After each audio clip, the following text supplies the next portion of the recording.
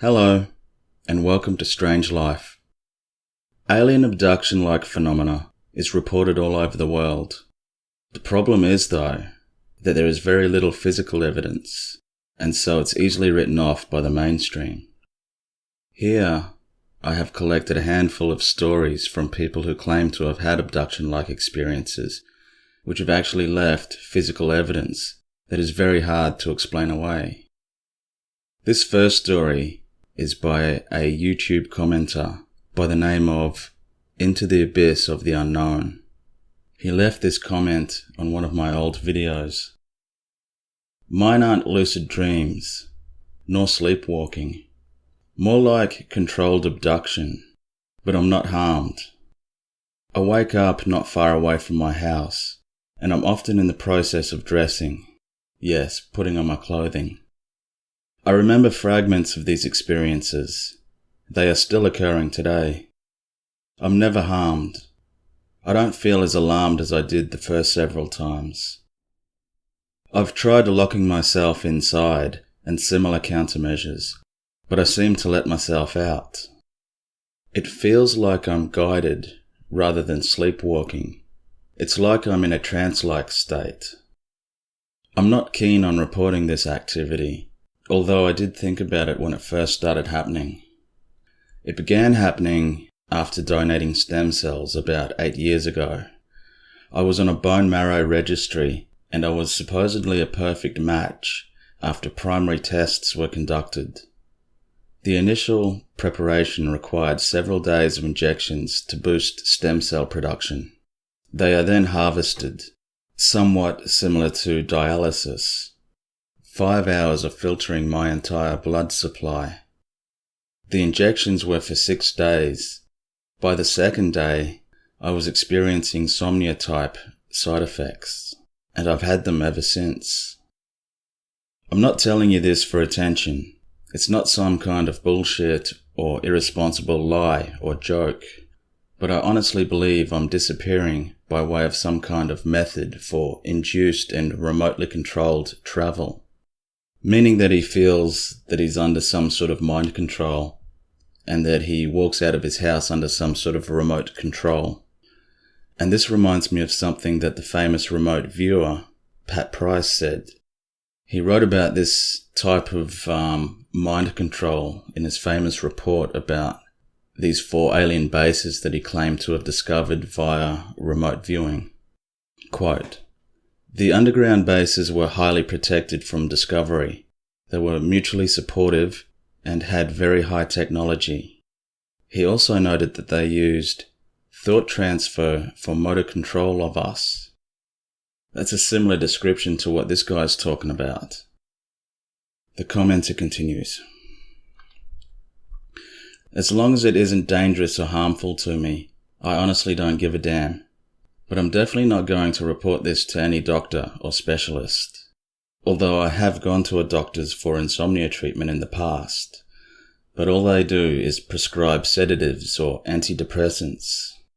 I'm not depressed, and over a dozen so-called sedatives and anti-anxiety meds have only had reverse effects on me. They make me feel wired or tweaked.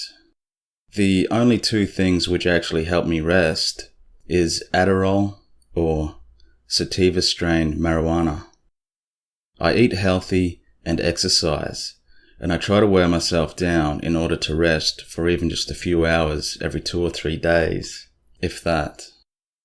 I do recall some fragments of these events. It's usually some time after they've happened. When it happens, for some reason, I find myself only partially dressed. I'll awaken in slightly hidden locations, and I'll be in the process of putting my clothes back on.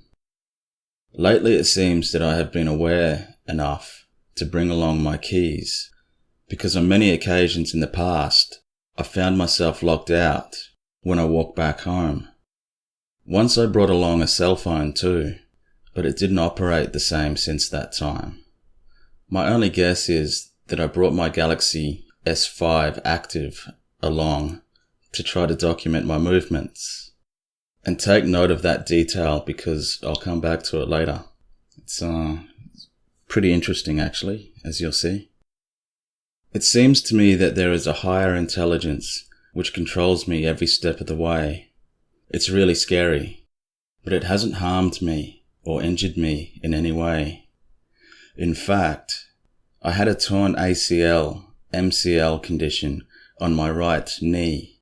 It was in need of surgical repair, but I've been putting it off because I'm living alone. As long as I wore a brace, I got around okay. But recently, I discovered 6 scabby holes which were somewhat healed around my knee, and I experience absolutely no pain at all now. I can run as I did prior to injuring it. Stan Romanek is a very controversial paranormal experiencer who has been caught red-handed faking phenomena. He has also been charged with some very serious criminal offences. However, a lot of his early evidence is actually pretty impressive. I'm not going to go into the pros and cons about his case here, but that could be a video for later on. But I do want to share a very interesting episode that occurred. Just like in the last story, Romanek had an ACL injury to his knee, and listen here as he tells his doctor how his knee somehow has mysteriously healed overnight. May 4th, 2006, this was important. For me anyhow, I felt a little better about things. I was painting the eave of our house, fell off, tore the anterior cruciate ligament in a hamstring. I was supposed to go to surgery that next Wednesday. Tuesday, and there's the documentation that I really did have this injury. Tuesday, I went on a little trip. Lisa woke up. As typical with most of my abduction experiences, they somehow will blow all the fuses in our house, and our house is completely dark. Lisa woke up, and I was gone, and the fuses were blown, and she couldn't find me anywhere. She eventually got everything back on, and she found me in the middle of the living room, and, we just went to bed. We were both kind of confused. Don't know why, just went back to bed. My wife got up the next morning to go to work and found this circle in our yard, concentric rings. What's interesting, this was about 6 o'clock in the morning. By 5 o'clock that evening, that circle died to this. Again, microscopic bits of meteorite dust. She woke me up to come look at this circle, and I got up. Now, I went to bed with a brace on. The brace was from my hip down to my ankle. It had little dials here because I was supposed to get surgery. My knee was swelled up to the size of a grapefruit. I get up, and I'm walking around, and I'm going, wow, that is the coolest. What happened? And I remembered that something happened that night. And Lisa goes, well, do you notice anything different? I go, no. She goes, what happened to your brace? I go, wow, my brace is missing. Then I realized that I had no pain in my leg. There was no swelling in my leg. I looked at my leg. There were 5 puncture marks in the back of my leg. Whatever they did, they fixed my knee. We found my brace on the side of the house. It had been burned to almost unrecognizable. Pieces of it were thrown in the field behind our house. Some of it was on top of the swing set, like it was thrown from a high distance. I like this one the best. I had to explain to the doctor why I didn't need surgery. This is real. This is all documented. She goes, I know you're afraid. She goes, if you don't get your knee fixed, you're going to be a cripple the rest of your life. It's like, you don't understand. I can't explain it to you. I'm just going to have to show you. She goes, well, I'll tell you what. I'm not there right now, but my associate's at the emergency room. Just go take it to him. My wife recorded the whole thing. I woke up at 3 o'clock. The swelling was gone. The bruising was gone. Everything was gone, and I could run up and down stairs. It was the creepiest thing. So if you lose power when you're sick, the next time everything's really fine? I hope so. We don't know. It's just early on. We don't know. But where did you get the holes? It's a pattern, right? I mean, it's right in the line. It was there when I woke up at 3 o'clock. She woke up because the lights were out, I guess. I don't know how to explain it. I couldn't find him. You get up and sleepwalk a lot? No. We don't know what's going on. So. She went out to turn on, I guess the story is she went out to turn on the lights, and then I was in the living room wondering where she went. Well, I don't know what those lesions are on your leg, huh? There's such a pattern. It's just it's hard for me to cover this from any, insects or anything like that. More likely, could be the pressure. There's no rivets or anything on that immobilizer. But the immobilizer's gone. It just disappeared. I can't find it anywhere. It just disappeared? It's gone. You weren't to bed? Yes, I did. I went to bed. It's gone. We looked everywhere for it. Where do you live? Yeah. I'm going to go investigate. I don't know. But anyway, your exam is fine today. I wouldn't do anything. Well, I don't know. Other than calling Ghostbusters, I think we just go about our business. Well, he's got ghosts in his house, and they stole his immobilizer and put holes in his legs, and everything's fine. He's all healed up. And nobody can explain it. Hey, it saved us a hospital bill. Nobody can explain it. His Dr. Young is going to do, it sounded like ACL repair. Now everything's all fine and dandy. You know what I would do? I would go home, do your normal routines. Big mystery, I don't know. See, that's what we thought. It's like, this is so weird. I still think you ought to call Ghostbusters. I don't think there is a Ghostbusters there. I call them. Ghostbusters. I don't know what else to do. Maybe thinking you guys could shed some light on this, but... I didn't tell him anything about what happened. I just told him I didn't need I don't know where he got Ghostbusters from. Remember that I asked you to keep in mind the fact that the guy from the first story thinks he tried to take his mobile phone with him, or his cell phone, as you American people call it, with him on one of his abductions in an attempt to try to track his movements. Well, recently, a gentleman from America claims to have done just that. He claims he has evidence recorded on his phone of an abduction experience. Former lawyer and author of the book Incident at Devil's Den, Terry Lovelace, says his cell phone was in his pocket last April 2019 when he was abducted from his bed and taken aboard a craft over his home in Dallas, Texas. The images from his health and activity phone app show a vertical line which demonstrates the phone moved 60 feet upward in less than a minute. Later that morning, after the incident, Terry woke up traumatized, thinking he'd had a heart attack. The phone data shows that it took 60 seconds or less to travel 60 feet into the air at 5:23 a.m. Lovelace said, quote, "I assume I was somehow deposited back into my bed sometime between being taken at 5:23 a.m. and 5:55 a.m. when I woke up. After waking, he discovered that the phone was still in his pocket, and the charger wire, as well as his earbuds, was still connected to the phone. Quote, "The wires went up and down with me. When I awoke, my earbuds were on my chest, and the charging cable had been disconnected from the power socket. In older homes, the connection becomes loose from usage and wear, so pulling the charger from the wall didn't require a lot of force. When he woke, he was disoriented and believed he had suffered a heart attack. He was rushed to hospital, but after 7 hours was released with no cardiac event being diagnosed. He had no conscious recollection of the April event, but later, in the following month, he underwent hypnotic regression. During this, he recalled travelling through his house ceiling and into the air, moving towards and into a large saucer via a camera lens type opening in its underside. Lovelace is well known in UFO circles for his book, Incident at Devil's Den, which documents how in 1977 he and a friend were abducted into a huge triangle-shaped craft while they were camping in Arkansas. Lovelace responded to skeptics and critics who have suggested that he might have strapped his phone to a drone to obtain the unusual app readings. Quote, "I don't own a drone and never have operated one. I have no proof other than my word. I do have medical bills that document my ambulance ride and hospital stay for April 16. If I hoaxed this, it was a costly venture." Close quote.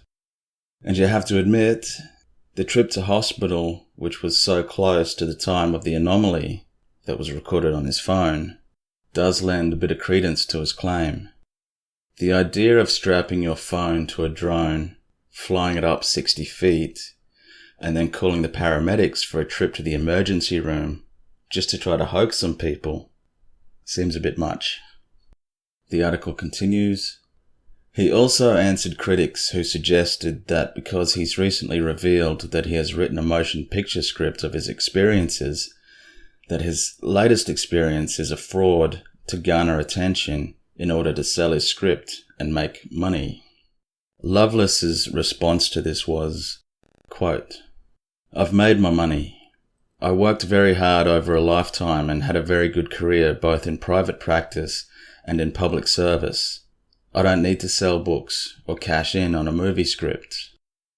He explained that he wrote the script so his story would be portrayed accurately without theatrics.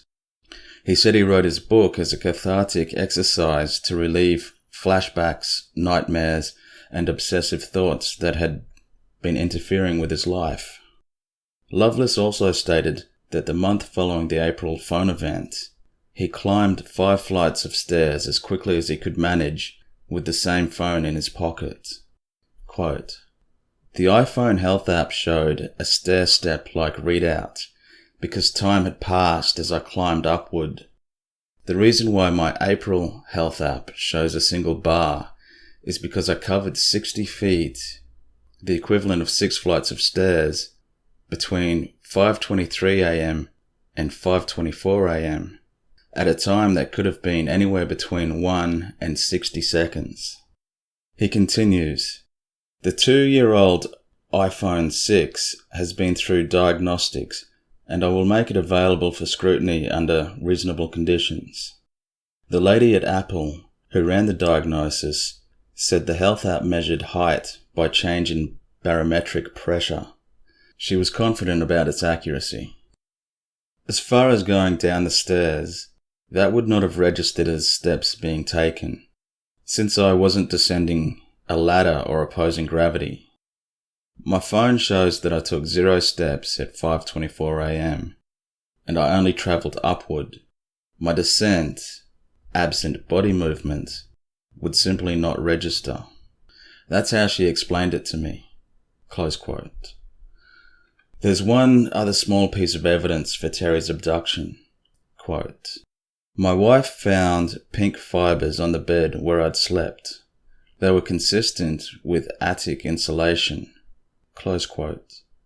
I would love to know if there is evidence on the phone about his location at the time of the incident. Apparently the iPhone 6 GPS has an accuracy of between 10 to 20 meters if it's working correctly. So I'm not sure if this would be enough evidence to prove that the elevation happened from inside his house, but it would be interesting to see what the data says. As for who is doing this and why, I have no idea, as usual. We hear theories about interplanetary, interdimensional, time travelers, inner Earth, secret human agencies, and the list goes on. But really, nobody has any clue who is doing this or why, including those who experience it. One thing we can take away from these particular experiences is that whoever is doing this is probably benevolent, or why would they bother repairing the injured limbs? The why question is just as hard to comprehend as the who question. These people are just average people living average lives, and through these experiences comes no great change, besides maybe a new personal perspective on reality for those experiences. And so it just leaves me baffled as to what the purpose is. Anyway, I think I'm going to leave it there. I hope all of you guys enjoyed the video, and I'll see you next time. Take care.